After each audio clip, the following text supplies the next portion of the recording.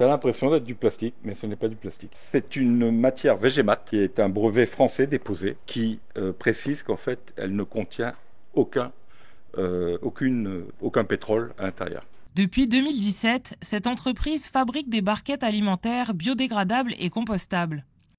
Son directeur, Philippe Dejean, regrette le report de l'interdiction des barquettes en plastique annoncé par le gouvernement.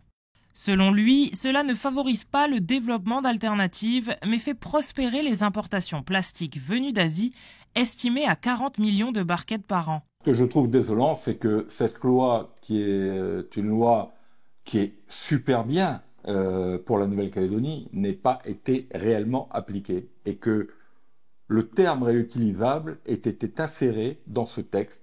Tous les produits importés sont sans certificat importés avec le terme réutilisable. On souhaite avoir des alternatives qui protègent notre industrie et on souhaiterait continuer, nous, à protéger en termes d'écologie la Nouvelle-Calédonie. Pour Nina Julier, à l'initiative de la loi anti-plastique de 2019, ce report envoie un mauvais signal pour la lutte contre les déchets plastiques au pays. Pour la Nouvelle-Calédonie, c'est une régression totale. La Polynésie va bientôt réglementer, adopter la même loi que nous avions adoptée il y a 5 ans. Nous avions 5 ans d'avance. Aujourd'hui, nous sommes en retard. Et là, ce que nous propose le gouvernement, c'est tout simplement de repousser la date à dans 16 ans. Dans 16 ans, autant dire à jamais, quoi.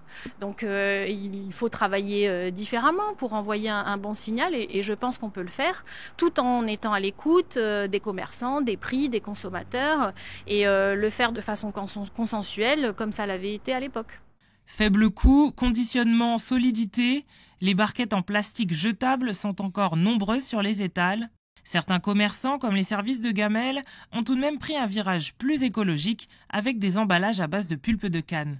Nous, on a commencé à utiliser les barquettes en carton quand la loi est passée. Je crois que c'était le 1er mai 2022. Au niveau du coût, c'était quand même pratiquement 1,5 à 2 fois plus cher. Donc, on a un peu absorbé le coût au début, puis après, on est un peu obligé de répercuter le coût sur notre clientèle. C'est sûr que dans l'idéal, ce serait mieux que tout soit biodégradable, parce qu'on peut les mettre directement dans le compost. C'est vrai que le couvercle, on ne peut pas. Mais c'est déjà une avancée, ça permet déjà de générer moins de déchets plastiques, pour l'environnement qui sont difficiles à traiter et à gérer, quoi. Contacté par téléphone, le gouvernement a précisé que cet avant-projet de loi du pays n'était pas acté et doit être soumis à des consultations obligatoires pendant 1 mois. La date de report estimée à 2040 sera quant à elle susceptible d'être avancée.